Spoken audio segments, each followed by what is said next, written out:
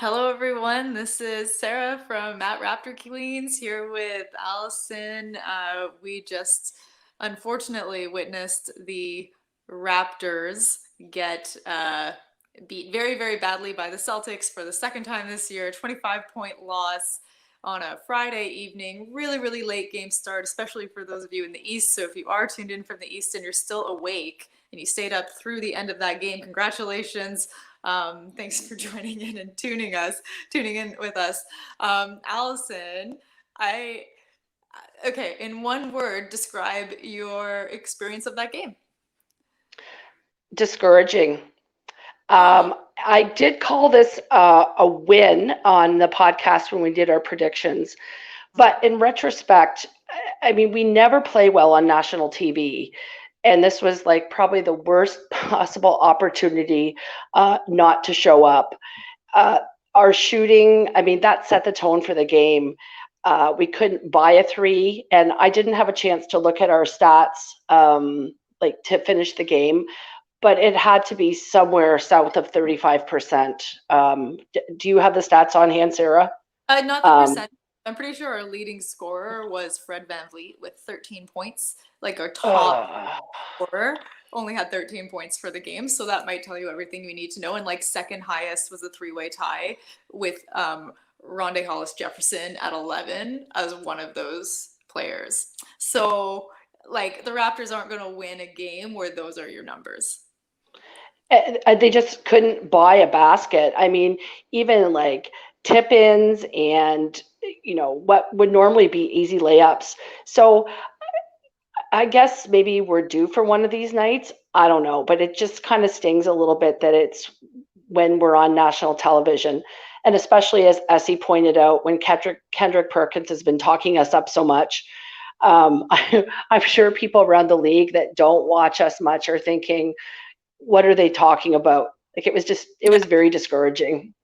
Yeah, I mean, uh, I do think I do think it happens to every team where you just have a really bad night, and this was absolutely a bad night. It does remind me of Christmas Day, and so what I don't like about it, the thing I don't like about it is it's two bad nights this year against Boston.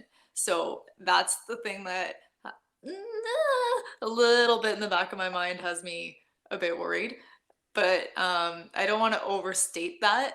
Like this was so not indicative of how the Raptors can play. So yeah, yeah, I mean, I guess if there's a silver lining there, the bad game on Christmas Day was followed by a really good game.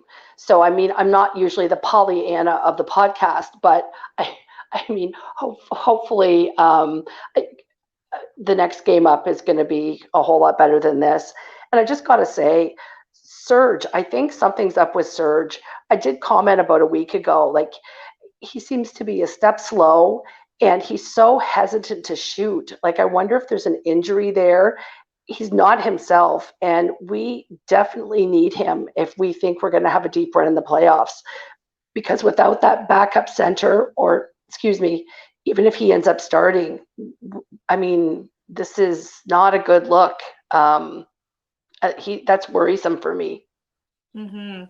Yeah. Serge's coordination has been off since coming back. It just seems like he can't like catch the ball and hold on to it the same way that we know he can. So I don't know. Maybe it's an injury thing. That's a good point. He did get hit in the head pretty hard today. Left the game.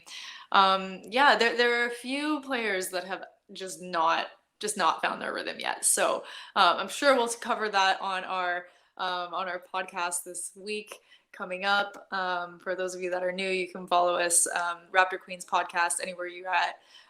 One final comment: how much do you think Pat McCaw means to this team's chemistry? Well, we did have a bit of discussion about that, I guess. He's our good luck charm. But I just want to jump in for a minute and comment on Norm's defense. I've been critical of his defense in the past, and he was stellar on D tonight. He did leave a lot of balls on the rim, but his defense is vastly improved. So that was a little bit encouraging for me to see. To end All on a high right. note. Yeah, I mean that's kind of a surprise to have you end on a high note, but thanks for bringing that to all of our viewers. Allison is our she's our podcast pessimist typically, Yes. but maybe the Raptors have sparked some hope in her for this year. So maybe that's like part of your disappointment, Allison. Yeah, that was painful to watch. Yeah, yeah. I mean, how I got through it was mostly just like um, too many tweets. So yeah, I don't know. I just kind of have to find humor in these games. They're not that fun to watch unless you bring it yourself. So anyway, yeah. Any final comments, Allison? Well, I guess it's onward to our next game, and that looks like Memphis on Sunday. So I'm looking for them to regroup here, and I kind of feel sorry for Memphis because I think they're going to be coming out with guns blazing here, our Raptors.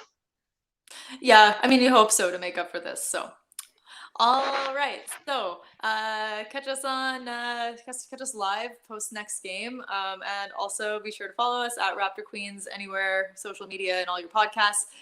More Raptors coverage coming your way. Thanks for tuning in, everybody. Allison, thanks for staying up late and doing this with me. Good night, everybody. Good night. Stay Go Raptors fan. Raps. Bye.